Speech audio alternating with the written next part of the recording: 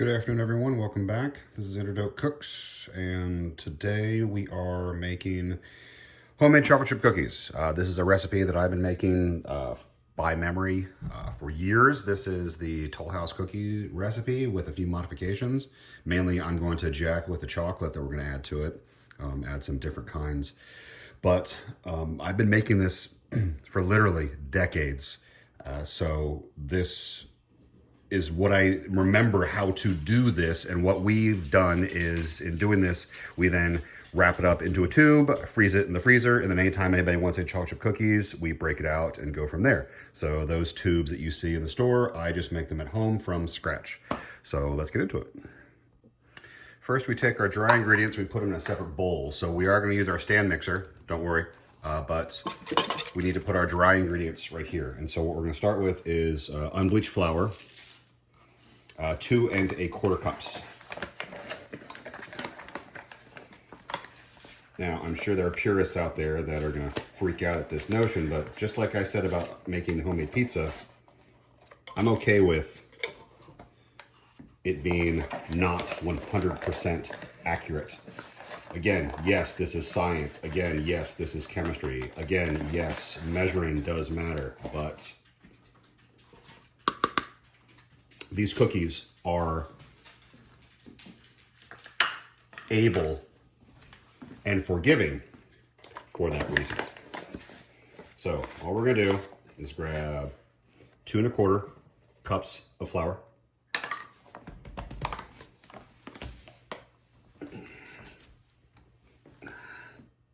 baking soda, 1 teaspoon,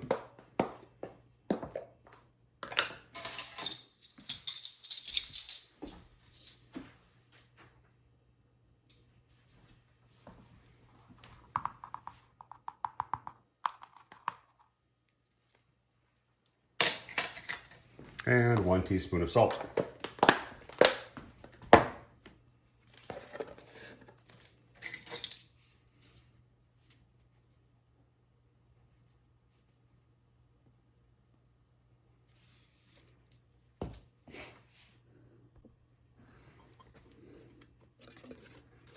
Stir it up. Just mix together.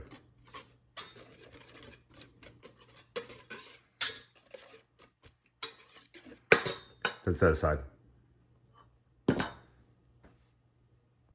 Okay, now back to our trusty stand mixer. We'll add our mixing attachment. And we'll add our softened butter. 2 sticks. Now, Land O'Lakes actually did a really cool TikTok or instructional video over the holidays on faster ways to soften butter without having to set on the counter and wait.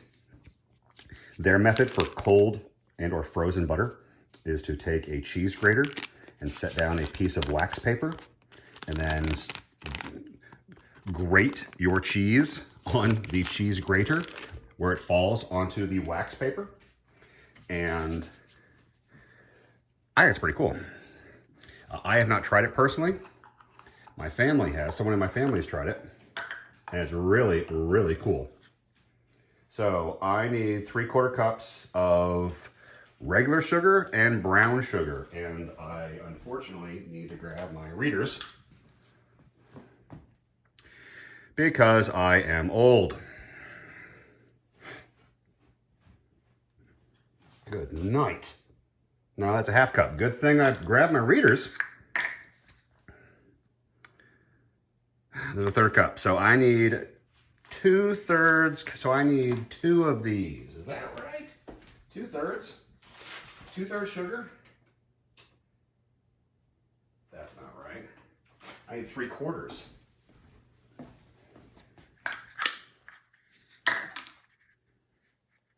My gosh. There's a 1/4 cup. I need 3 of these. Okay. Regular sugar. 3 scoops of regular.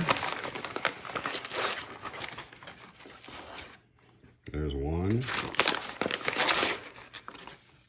There's 2. There's 3. And then 3 of the brown sugar.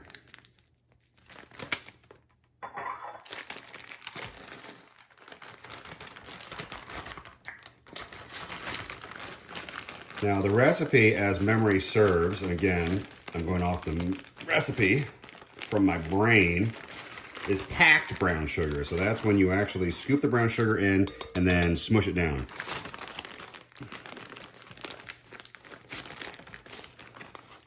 That's 2. And this is 3.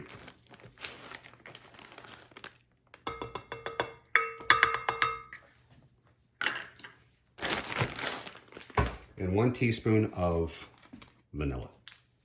Now, we have been fortunate on our travels around this really neat world of ours to countries that are known for amazing vanilla. We have a ton in our cabinet from all over the world. I don't know where this was from. Just tastes really good. Okay, so now bring it down, mix her up.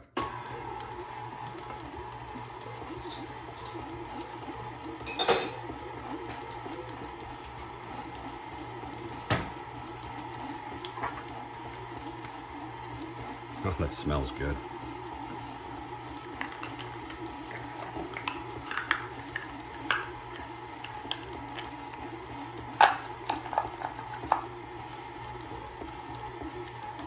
All right, I'm actually gonna kick up the speed. So this is low speed. I'm actually gonna kick it up 1 more.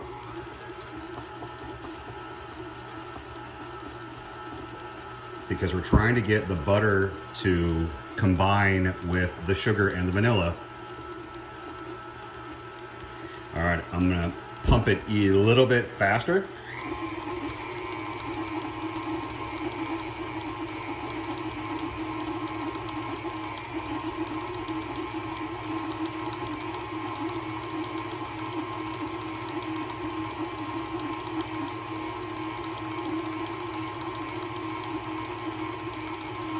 So I will also put it to the highest speed.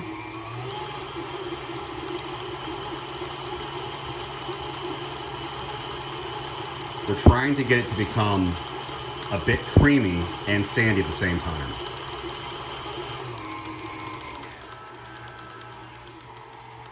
So if I slow it back down to the lowest speed, and if I actually lift up a bit and make it go a stitch faster to separate out from the actual mixer attachment.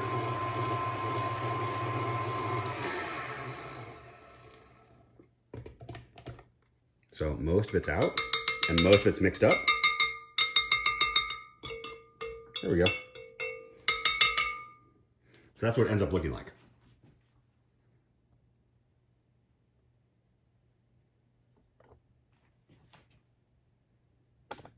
There's your mixture. All right.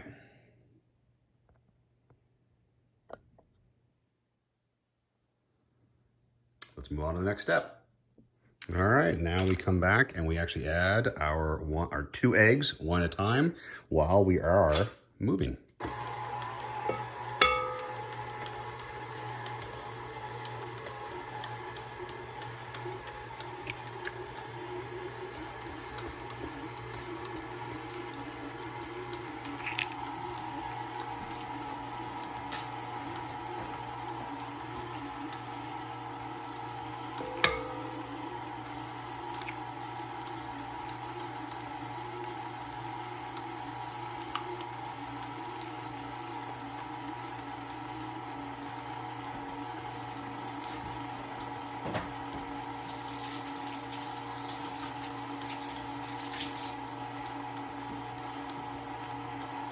I'll go a little faster.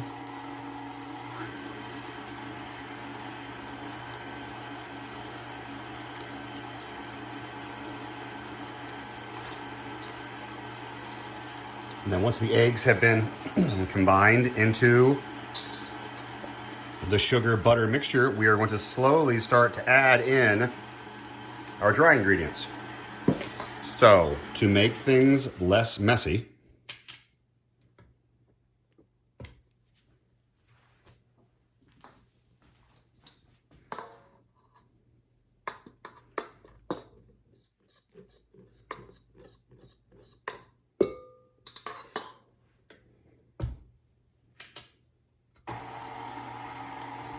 now my stand mixer actually does have a plastic ring to go around to prevent splash and spill up of liquids and dry. It also has a nice chute that comes on the side where you can pour in your dry ingredients and fold in your dry ingredients. Just fold it in, David. It's a Schitt's Creek reference. One of our favorite scenes. So again, what I do is I do in fact stop it and add my dry ingredients slowly and purposefully.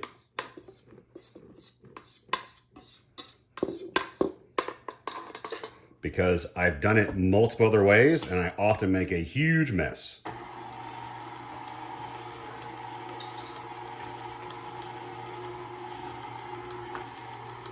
Now I'm actually going to increase the speed a bit because I actually want the ingredients that are stuck inside of the mixer to combine and then come apart. And as you'll notice, they're starting to combine now, but if I increase my speed a bit, they will start to separate.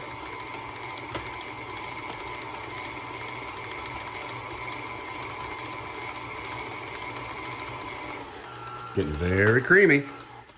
Okay, last dry ingredients to add.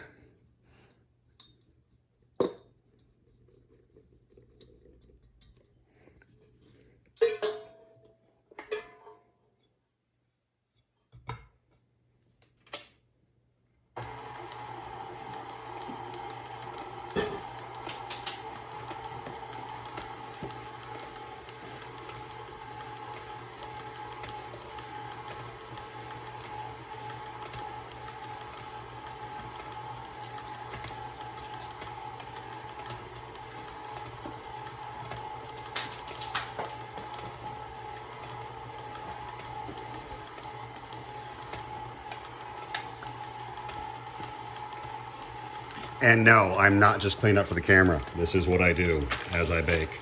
All right, let's pump it up a little bit.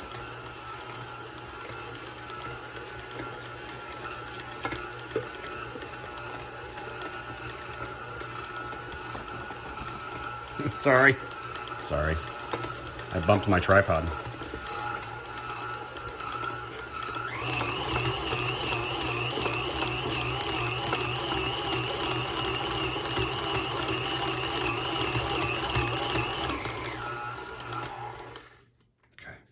All right. And now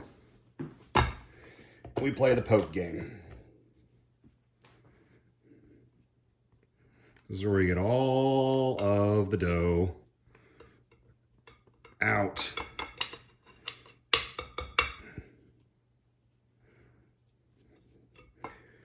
Now you'll notice that it isn't 100% smooth. There are some lumps, there's some butter that has not totally incorporated.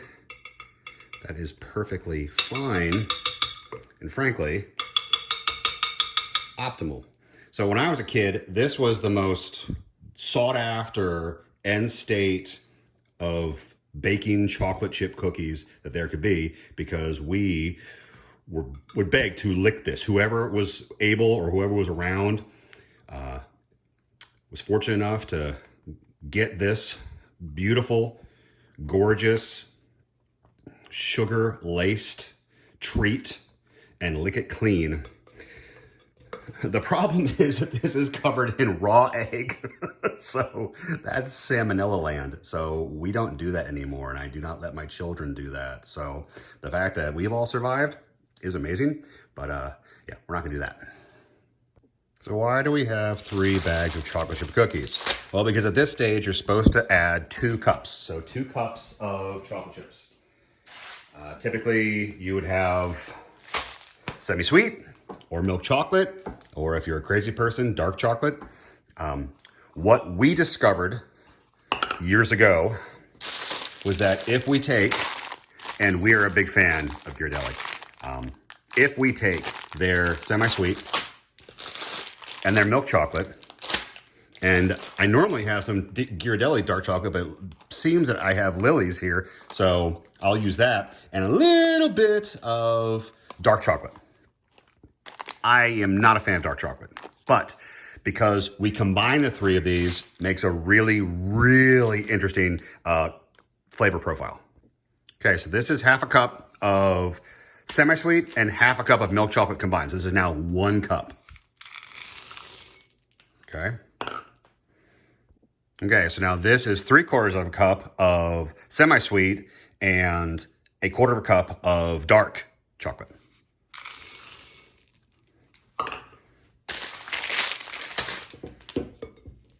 And then what we do is we fold the chocolate chips using a spatula here.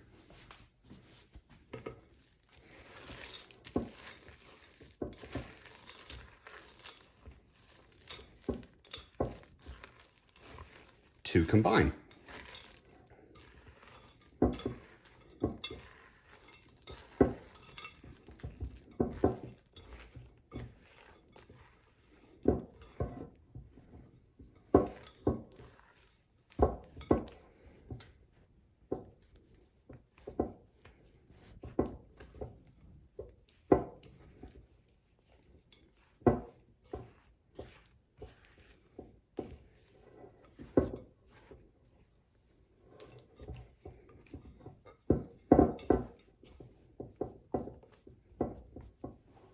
Okay.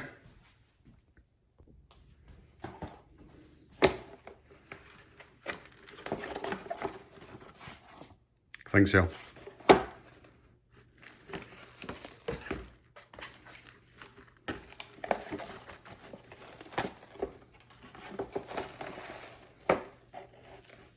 So the nice thing about the cling seal and my island, okay, I just ripped a hole in it. Okay. The nice thing about my cling seal and my island is that my island and my cling seal have a symbiotic relationship and they stick really nice together. So let's try that again. Cling seal. My island.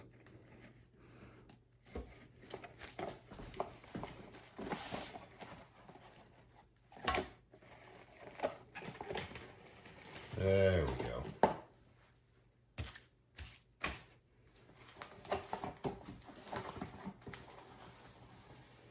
Okay.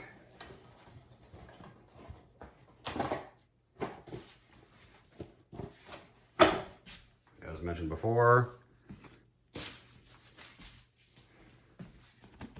I don't like sticky.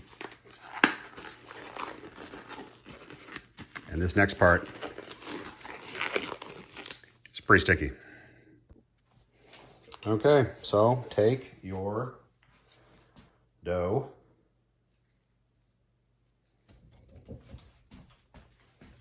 and what I'm doing is I'm actually forcing the edges inside the bowl to separate out so I can make it into a somewhat of a big old ball, because I'm trying to take this big old ball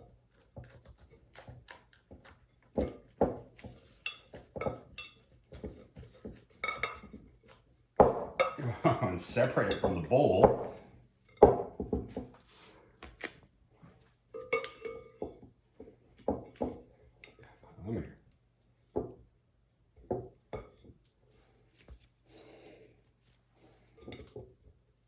And I'm trying to do all of this without touching it with my non-gloved hand.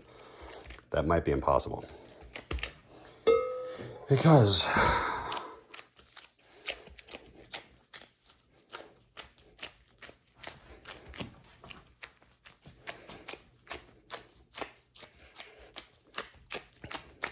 So I make it into a loaf. But I'm also trying to make it into a snake because I want it to be tube-like. And as I am forming and shaping it, it should start to look similar if you've ever bought store-bought tubes of cookie dough. This is my version. And then what we do in this house is when it's time for chocolate chip cookies, is we bring it out of the freezer, unwrap a section. I have a meat cleaver that does the job, and we break off and cut off a section of this and cook it up. Okay, so now that I've made my log, I am going to want to grab the edge of my plastic wrap and lift it up and then roll it over, shaping it as I roll.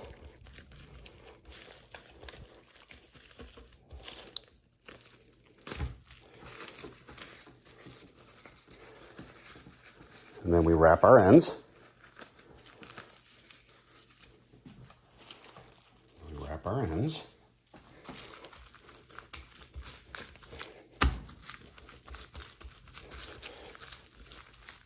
Just continue rolling to even out your chocolate chip dough roll. And there it is. And then that's what will go in the freezer. And when we want chocolate chip cookies, we'll take it out, cut off a piece, slice it, throw it into the oven, boom.